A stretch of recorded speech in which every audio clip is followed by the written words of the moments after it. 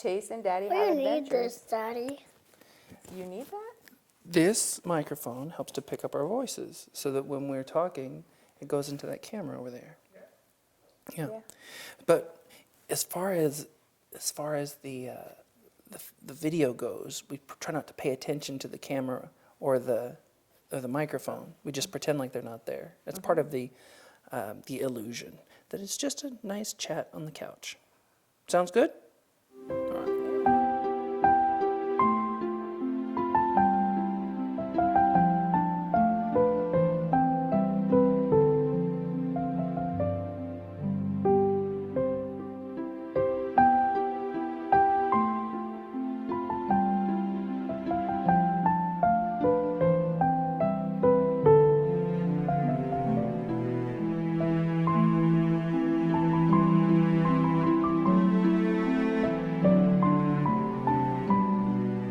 My parents are both Iranian.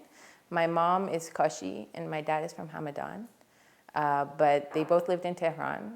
They left Iran in 1979, the year of the revolution, of course. My background is, I guess, pretty typical American. Both my parents were from the South. I was born in Canada in September of 1979, and my parents went back and forth, as I understand it, a few times to try to get their belongings and as much as they could.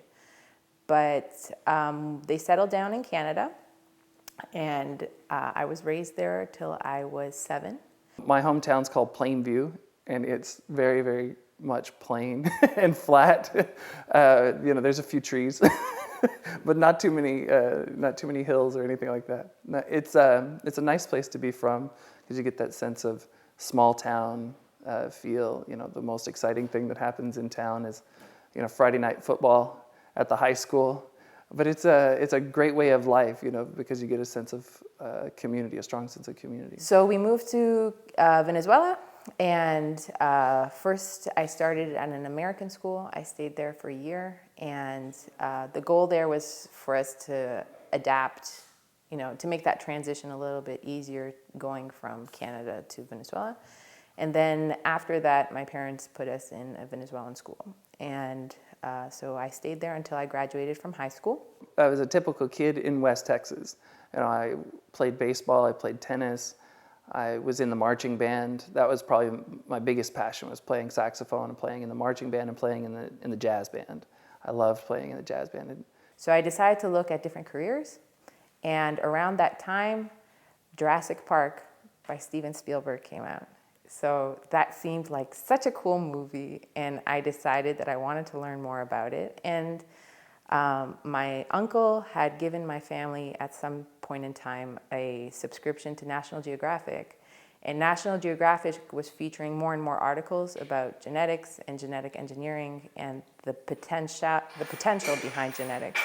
So I decided that seemed like a good career for me. My mother bought me a new saxophone in my senior year, a professional quality saxophone, and she bought it with money that she had inherited from my grandmother when she passed away, and it was just a small insurance settlement. She didn't have any money, and we didn't grow up with a lot of money, so I felt like my mom bought me this thing, and I made a promise that I would play and that I would never, take it for granted. So I think that was the other thing, was I had made a commitment to always have music as a part of my life. And so when I went to college, it sort of seemed like a natural fit. I was good at music, and I had this beautiful new professional saxophone.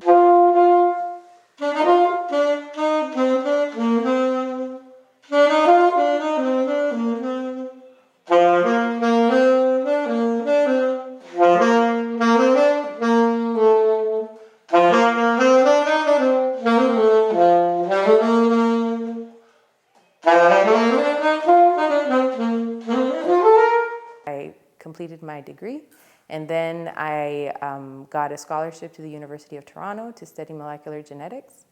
And I enrolled first as a master's student, and then I transferred into the PhD program.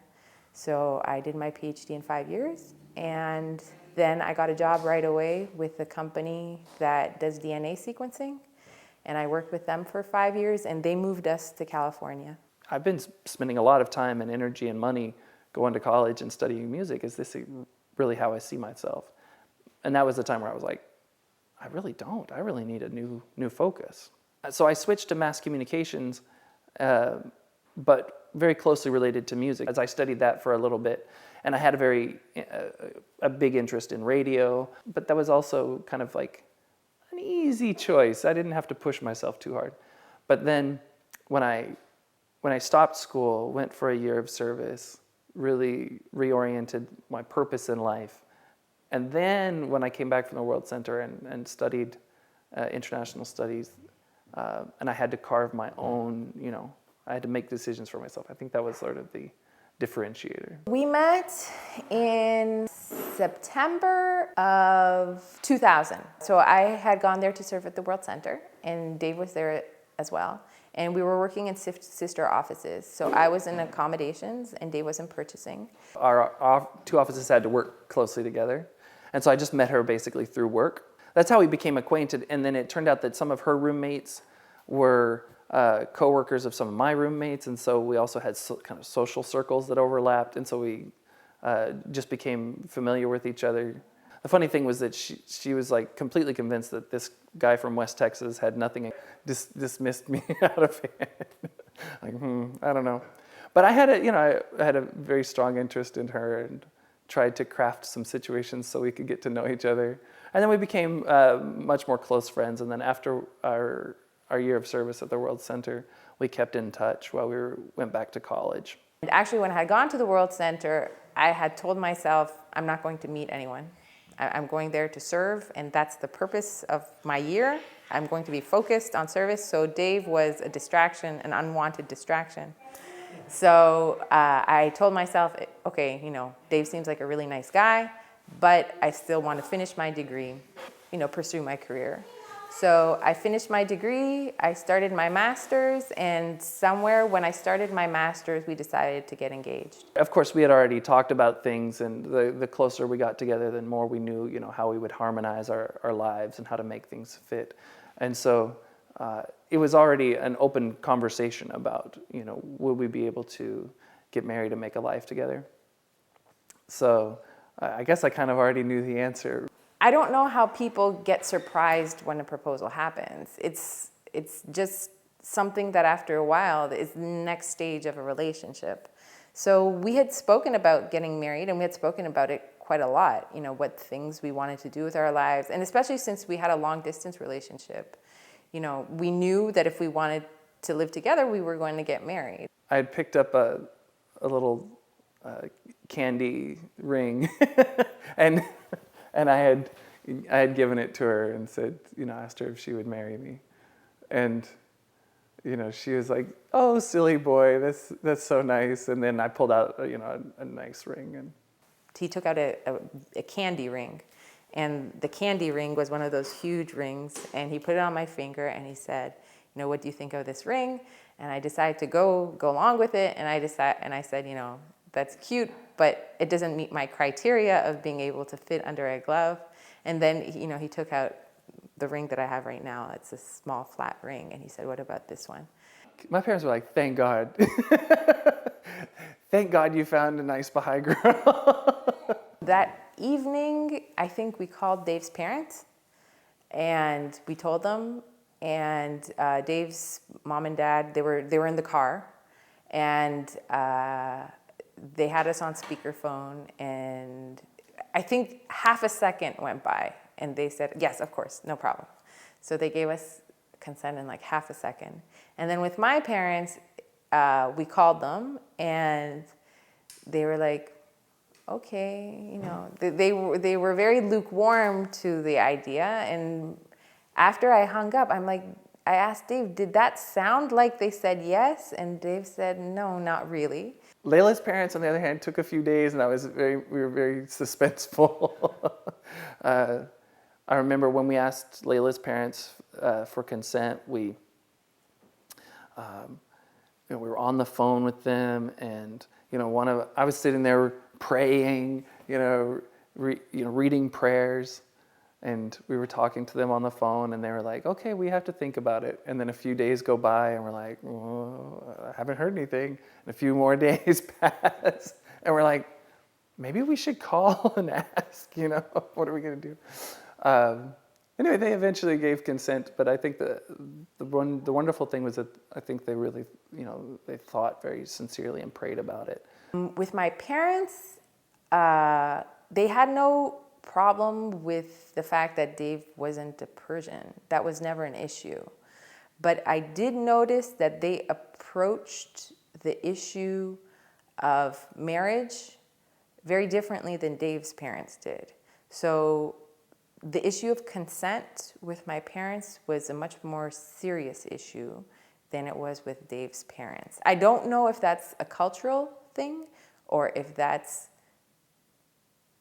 specific to my parents. But my parents, they sat down with me when they met Dave, and they had a very long discussion with me about some aspects of our relationship that they were concerned about. And I'm so, so happy that they did that. I'm so incredibly happy that they did that because they saw things in our relationship that I didn't. And they highlighted aspects of our relationship that, had we not addressed that early on, would have been a serious issue later on in our marriage. When we first met and we started to get to know each other, like we weren't, even at that point we weren't like serious, but we were, investigating, whether or not we had a character that would get along together and whether or not we would be able to align our pursuits in life. So, all of those questions were coming up. For me, it was very natural to go and say, hey, Mom, I met this girl. We're getting to know each other. And I was like, so, Layla, why don't you tell your parents about me? And she's like, no, you don't understand. With my grandma, we introduced Dave as one of the friends of my cousins, and we made sure that she got to know Dave before we told her that David was somebody that I was interested in and that we were going to get engaged. So David helped paint my grandmother's house, and David met my grandma and spent a lot of time with her. And my grandma told my cousin that این پسره کیه؟ برای لیلا خیلی خوبه, When Layla and I first got married, we were in a small apartment, completely broke, college kids. She was in a master's degree program. I was, newly living in Canada, didn't have a work permit. It was completely broke, trying to make it work.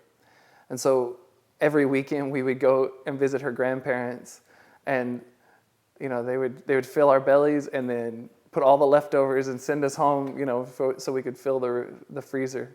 So we were very well fed. But those first 2 years, while we learned about each other and while we learned how to communicate, were a bit stressful. And then with time, things have gotten a lot easier.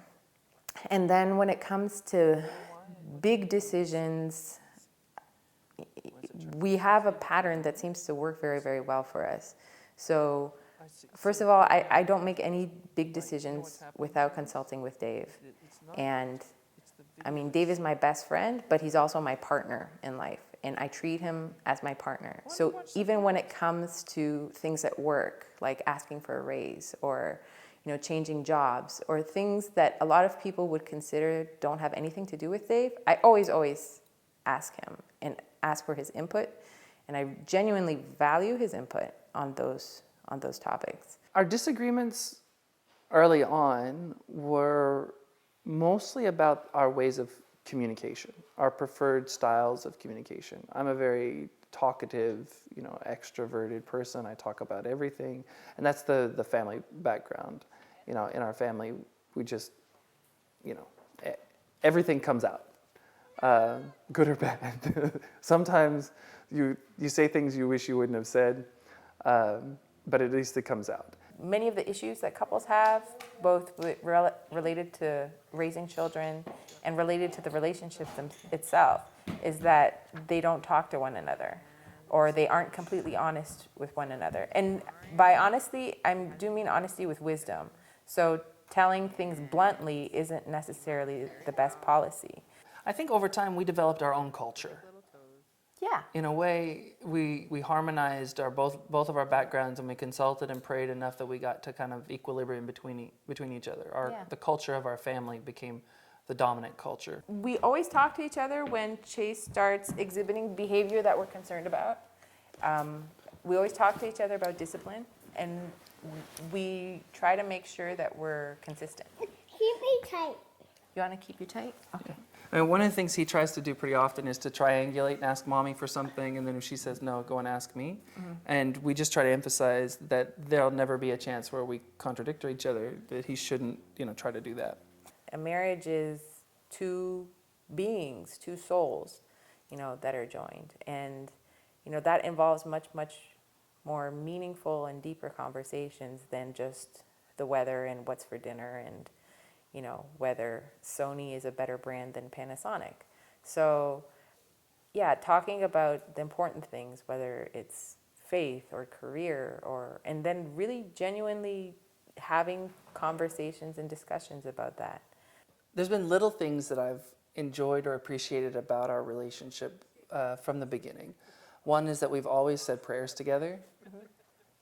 Even just like when we were first just becoming friends, we decided, hey, let's say prayers together every night. I've never seen her as somehow different because she comes from a Persian background and I'm from an American background, and that should somehow distinguish us. My belief is that we live in the same human family. We come from the same human family. We're on the same planet together. Mm-hmm. Yeah, it was the thing we had in common from the very, very beginning, regardless of whatever differences, cultural or educational, that we had. The one thing that we had in common from the very beginning was our beliefs and our faith.